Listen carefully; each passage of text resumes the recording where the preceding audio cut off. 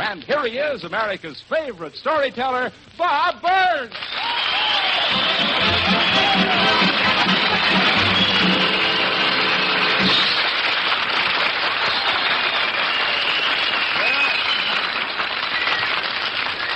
I understand I got off just in time. I don't know. That was a pretty close call. I want to tell you, though, folks, you know, I was just sitting over there thinking, here we are at the finish of the most romantic week. That is the first week of the most romantic month in the year. That's the month of June. Now, I know that, of course, this is the month for romance. Romance is in the air. You can see it everywhere you go. On the way down here today, I saw a sign in a furniture store window. It says, "You get the girl, we'll do the rest." Now, you know that don't sound quite fair to me. But I want to tell you now you, some of you girls, you got 3 weeks left. If you don't get him this month, why, then you'll have to put it off. Now, I'll tell you, I'll give you one little shortcut. I want to give you a piece of advice, you girls. Never ask a man to tell you the reasons why he loves you. Because if he's in any shape to reason at all, he ain't in love. That's how my Aunt Peachy Sims lost that sailor I told you about that she met on the beach at Santa Monica last week. She in a thoughtless moment, she asked him to write down in the sand, "Control yourself, sailor." She told him in a thoughtless moment, she asked him to write down in the sand all the reasons why he didn't like her. And he started writing. Well, he was writing, and that was just a week ago Sunday. She got a telegram from him yesterday, and he says, "I'm on the beach 14 miles north of Santa Barbara and still going." You know, now I can understand that sailor. He's got a lot of things. Aunt Peachy's got a lot of things that he could write down in that sand. He could get as far as Santa Barbara just on her appearance alone. There is the ugliest woman. I know she ain't listening tonight, so don't worry about her.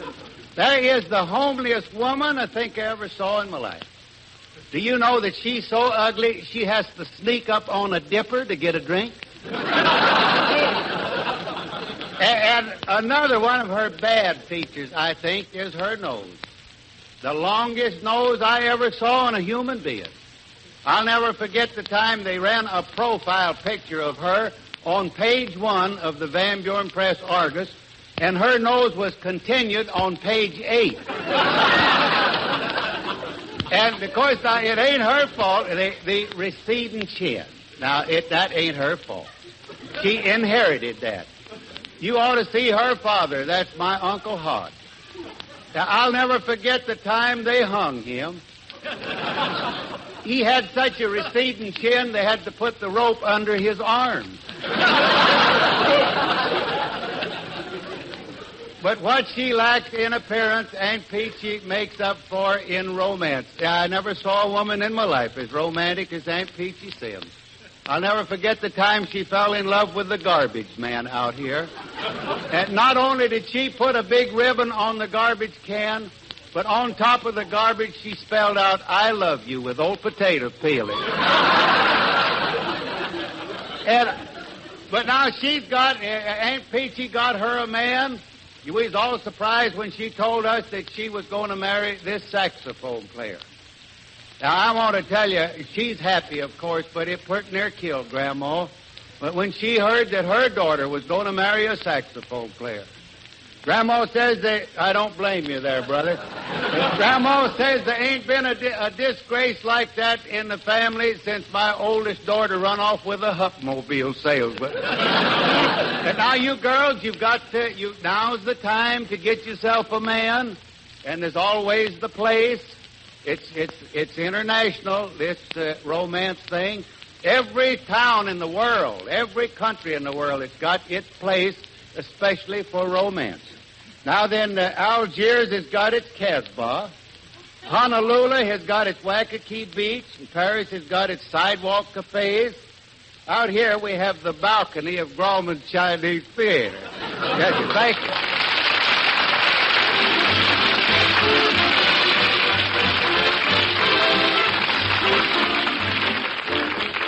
Today's my birthday. Happy birthday, Joe, from me to me. Your friends ought to be saying that to you. Friends, huh? I don't seem to have friends anymore. No, and for a good reason. Listen. Say, do you mean... B.O. is a mighty big handicap to have when trying to make friends. Why take chances? Don't take chances. Use Lifebuoy in your daily bath. Now that the weather is really getting warm, Lifebuoy's protection is especially important. You can't stop perspiration, but you can stop BO by bathing daily with Lifebuoy. It's the only soap especially made to do just that. Make sure that you're getting extra clean by using Lifebuoy's rich, purifying lather in your tub or shower. Extra clean means Lifebuoy clean. Brother, a word to the wise is sufficient. I'm taking a Lifebuoy bath right now. La la la la la la la. Singing in the bathtub, singing for joy, living the life of Lifebuoy. Can't help singing, 'cause I know that Lifebuoy really stops B.O.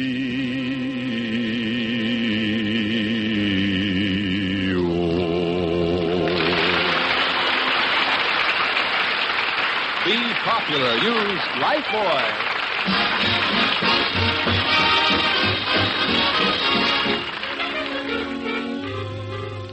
Hello, Robin. Oh, hello, Shirley. What are you dressed up about? Oh, I just came from a June wedding. Gee, it was lovely, Robin. The bride looked just beautiful. The kind of weather we've been having, I suppose she walked in with orange blossoms in one hand and a smudge pot in the other. Well, she did have orange blossoms, and she also went by tradition and had something old and something new and something borrowed and something blue. You know, that reminds me of the time my Aunt Pootie got married. She had her face lifted just for the occasion, so when she showed up for the wedding, she was old, her face was new, her dress was borrowed, the groom took one look at her, and he blew. Oh, Robin, don't you have any sentiment at all? Why, sure, Shirley, I think marriage is wonderful, but you know, a husband should remember that little thoughtfulness goes a long way toward making a happy marriage. I'd just like to give a little advice to new June grooms right now. Don't forget, boys, your wife likes flowers. Every once in a while, bring her home a package of seeds.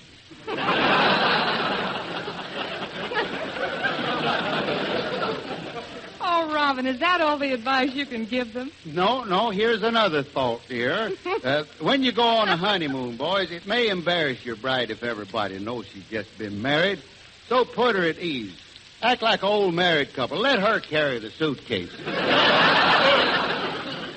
Have you been to a wedding lately, Robin? Now, it's funny you mentioned that. Just day before yesterday. You know, Shirley, that couple that got married reminded me of the little bungalow they're going to move into right after the ceremony. Oh, you mean they look so neat and modern? No, she was freshly painted, and he was 3/4 plastered. Why, Robin, you're making light of love and marriage. Wait a minute. Why mention love and marriage in the same breath, Shirley? Well, now, after all, there is a difference. You know, love is a whole lot like a series of beautiful pictures. Marriage is like the same old wallpaper. Nah, that ain't funny. I didn't think so either. You know, Shirley, I think that trip down the aisle is one of life's most sentimental journeys. Why, that's funny, Robin. The title of the song I'm going to sing is Sentimental Journey. No. Yeah. Why, this wouldn't happen again in 1,000 years. Go ahead, Shirley.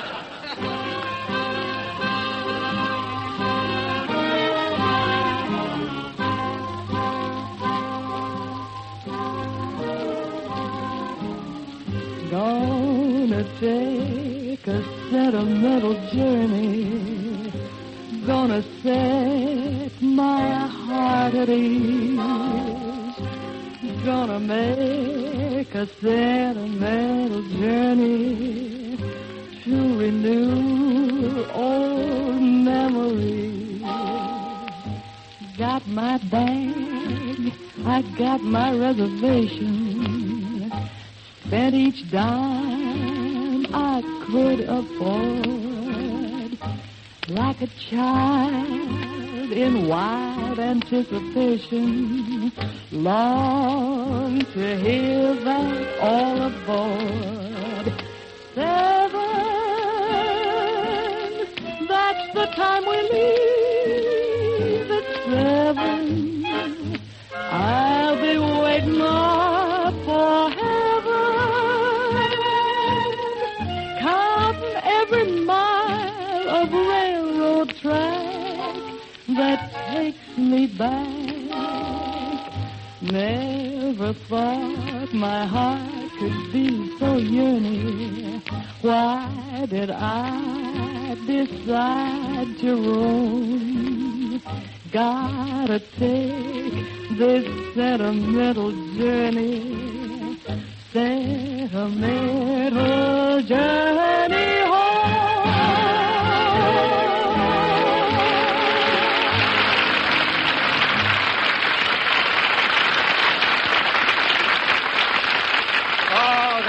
Wonderful, Shirley. Well, thank you, Robin. You know, Shirley, good singing like that reminds me the opera season starts here pretty quick. We ought to be about getting some tickets. Why, I didn't know you liked opera, Robin. It may interest you to know, Shirley, when I was a boy, I had a very fine soprano voice. Well, you didn't sing in the opera, did you? Well, no, not in the opera, but I sang classical music.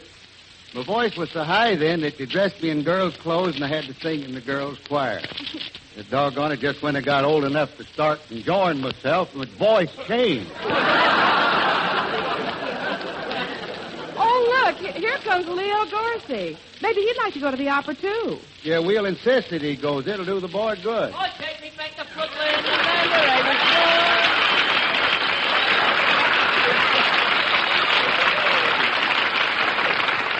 Hello, Leo. How are you, my little post office? Post office? Yeah, you're the little frail that sends this mail. Leo, if you'll listen a minute, and you might hear this, there's quite a lull on just if you'll listen a minute, I got something to say to you, son. Okay, Pop, start beating your chops. Well, Shirley and I thought you might be interested in going to the opera with us. Nothing doing. I went to the Metropolitan Opera House once. It was just like Grant's tomb with sound effects. Every time I rattle my popcorn sack, I got nothing but dirty looks. Well, Leo, it has to be quiet at the opera so you can hear every note of the music. Sure, I learned the hard way, too, Leo.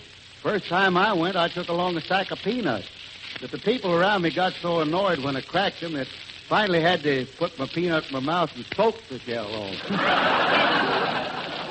Well, that ain't for me, Pops. No, sir. I like shows where I can yell and whistle. Leo, how did it happen that you went to the opera even once? They got me in there on false pretenses. They advertised the chorus at 20, but if you ask me, every one of them was over 50.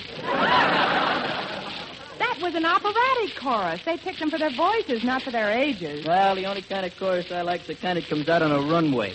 Well, now, wait a minute, Leo. Maybe you didn't see a good opera. What was the name of the one you saw? Well, I forget. I think it was Madame Butterscotch. Oh, no, that wasn't it. Maybe it was the Barber of the Mill. That's Barber of Seville. Well, I know it was a barber of some kind because I certainly got clipped. Well, Leo, some operas are very entertaining. Of course, I don't suppose you're familiar with the Merry Wives of Windsor. No, but I got pretty familiar with some gay babes in Brooklyn. Never mind, Leo. It takes real talent to be an opera star. Oh, altogether different than radio, eh, Pop? Well, I don't know about that. In fact, Leo, I think Robin possesses a lot of qualities that a good opera star must have. He has a resonant voice with fine tone qualities. Yeah, you know, most operatic bass singers have a barrel chest like mine. Barrel chest, don't look now, Pops, but your hoops are slipped. Just what do you mean by that? Well, to put it blandly, your barrel has gone to pot. That's a fine way to talk to Robin after all he's done for you. Yeah, I think you're right, Shirley. I'm sorry, Pops, I didn't mean it. Leastwise, not in a declamatory way. And just to show you how I appreciate what you've done for me, I'm going to give you credit for my latest farm development. Well, thank you, Leo. What is this latest creation of yours?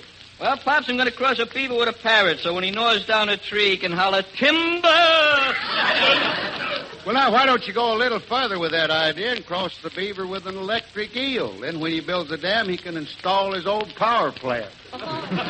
That's a very silly idea, but I'll give it some thought. Well, Leo, how about giving some more thought to going to the opera? Yeah, Leo, it'll add to your education. I don't need to be educated. I studied musical depreciation in school. And just what did you learn about music? I learned to chew a spitball in 4/4 time. That's a fine education in music. Is that all you learned? I learned other things. For instance, would Scatty hear about Bill the Stool Pigeon? Is that an opera? Certainly. Did you never hear about Bill the Stool Pigeon, Elias Willie the Squealer? That's alias, Leo. I was using the past tense. This guy was also known as Billy the Snitch. Let's see, Billy the Snitch. That couldn't be William Tell. Mm-hmm. Exactly. You have hit the hammer right on the thumb. Well, hit me with a story, Leo. Once upon a time, there was a guy named William Tell. He lived in Switzerland where he used to watch the cheese. In fact, he was the original Swiss watch. Till one day, the king suspected his movements.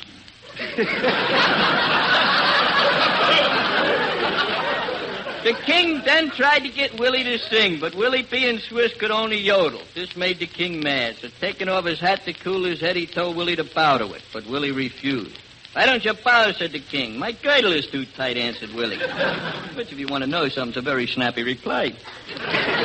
Well, okay, said the king. I will bet your life against your sons that you can't shoot an apple off the kid's cranium, which is a very selfish way to bet. So Willie answered, those are very high Swiss stakes.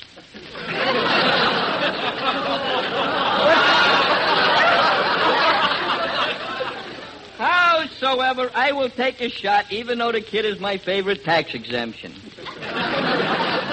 Look, says Willie Jr., let's think this thing over, as it is not very stylish for kids to go around with arrows in their noggins.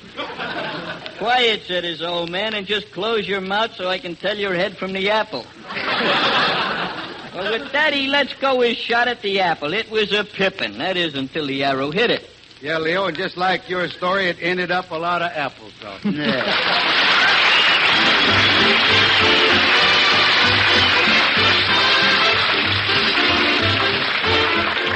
This June always makes me think of a wedding. I wonder if I'll ever walk down the aisle to that tune.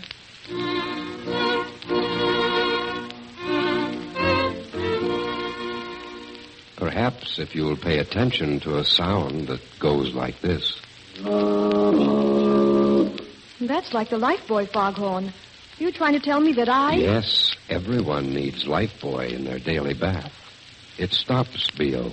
In warmer weather especially, be sure to use Lifebuoy regularly. Lifebuoy gives you double protection because Lifebuoy affords first all over head to toe and second lasting protection. That's double protection against the possibility of offending. Make sure you're extra clean. Lifebuoy clean by using that rich, purifying lather in your bath every day. Say, I'm heading for a Lifebuoy bath right now. Singing in the bathtub, singing for joy, living the life of Lifebuoy. Can't help singing, 'cause I know that Lifebuoy really stops. Be popular. Use Lifebuoy.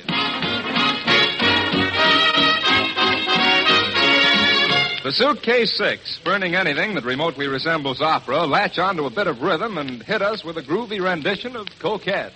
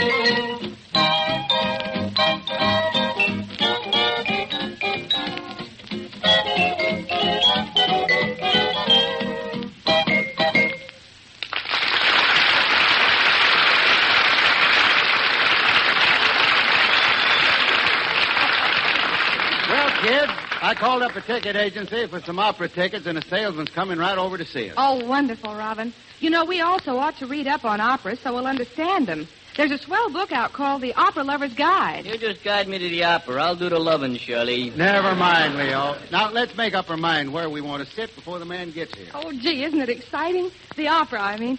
Gosh, if I ever got a chance to be in one, I'd probably get so excited I'd forget to speak my lines. Don't worry, sister. Your lines speak for themselves. Say, here comes somebody now. That must be the man from the ticket agency. Pardon me, but is there somebody here wants tickets for the summer opera season? Run for the hills. The dam is busted. Well, we're the ones that want the tickets. Are you from the ticket agency? That's me. Theater tickets, train tickets, flight tickets, and a laundry agency.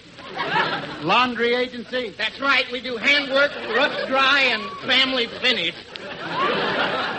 It all sounds like wet wash to me. Our motto is service with a smile.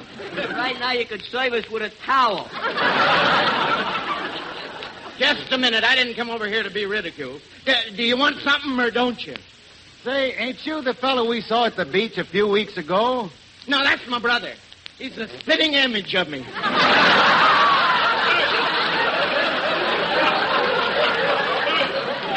Well, tell me, what kind of opera tickets have you got? Well, there's Carmen, Tristan, Isolde, Pachigali, Rigoletto, and so forth and so forth and so forth. You better get your valve fixed, brother. You're losing a lot of compression. Maybe you want some tickets for a play. Would you like to see Rain? You keep talking, we'll all need reservations for lifeboats. Well, you folks better make up your mind what you want. I can't waste time here. I got a date. I got to give a lecture on diction. You mean you're going to lecture on diction? That's right. I'm a very good speaker. The last time I gave a speech, it was a very, very sad story. You should see how I swayed the audience. When I was finished, there wasn't a dry eye in the house.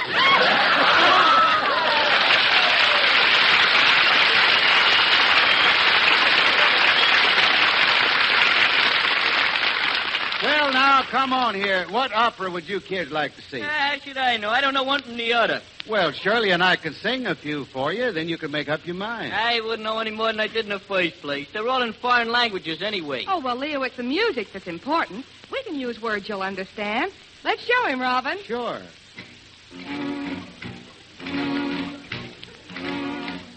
Leo, my boy, just lend an ear. We'll sing some opera for you to hear. With opera lovers, we'll get in Dutch, for we're going to give it a Roro touch. So if you'll just be still a while, we'll sing to you habanera style. If you will just be still a while, they'll sing to you habanera style. On my farm in Canoga Park, I've got more stock than Noah's Ark.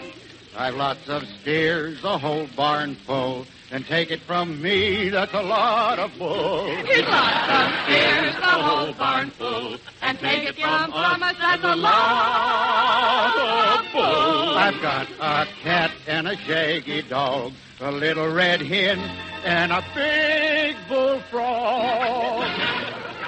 You can't see the cat, you can't see the dog, but on a clear day you can see the fog.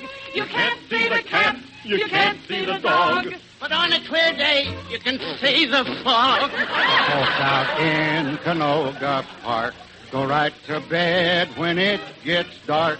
They raise their crops without the rain. They also raise a little cane. They raise their crops without the rain. They also raise a little cane. So, Leo, you see just what we mean with this rustic operatic scene. That wasn't so bad, but sing some more. That ain't quite what I'm looking for. Well, Leo, my boy, if you really want more, here's some music from El Toreador.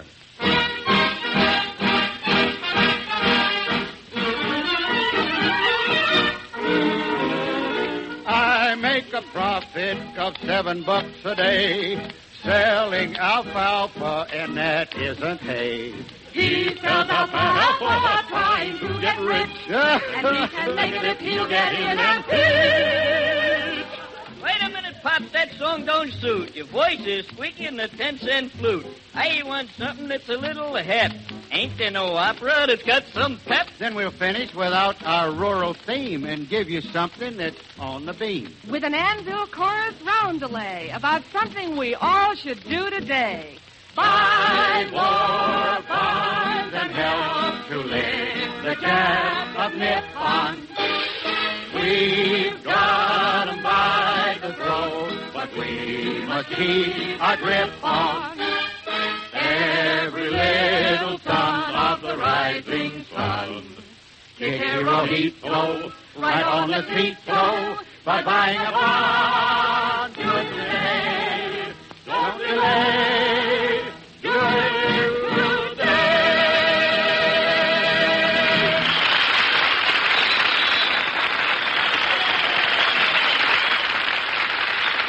Keep on saving every drop, every scrap of used fats, because every bit you turn into your butcher is needed. Industry at home needs fats, too, to help make all sorts of vitally needed materials. Don't relax in that vital job of saving used kitchen fats.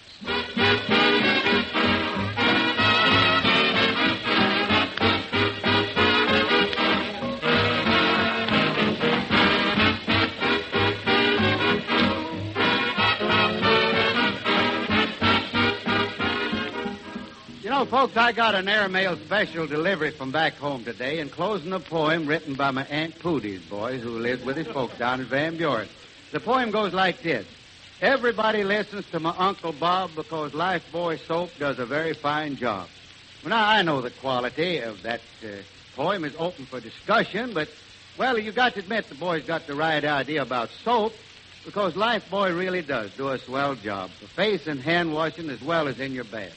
And you're sure going to like the way it peps you up in hot weather. So take a tip from me. You use Lifebuoy. Good night, folks, and thank you for listening.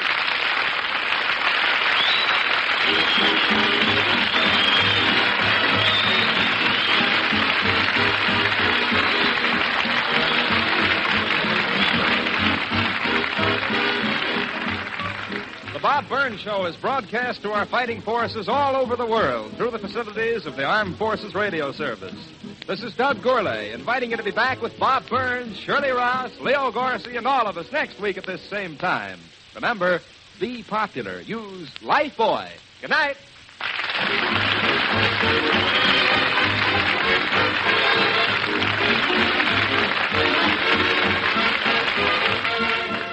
For an amazing new radio show the whole family will enjoy, listen Friday nights to Dunninger, the master mentalist.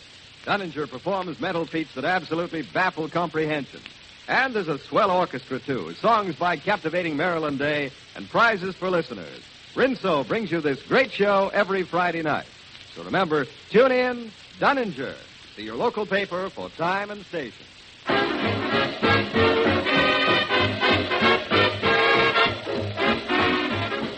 The Bob Burns Show came to you from Hollywood. This is the National Broadcasting Company.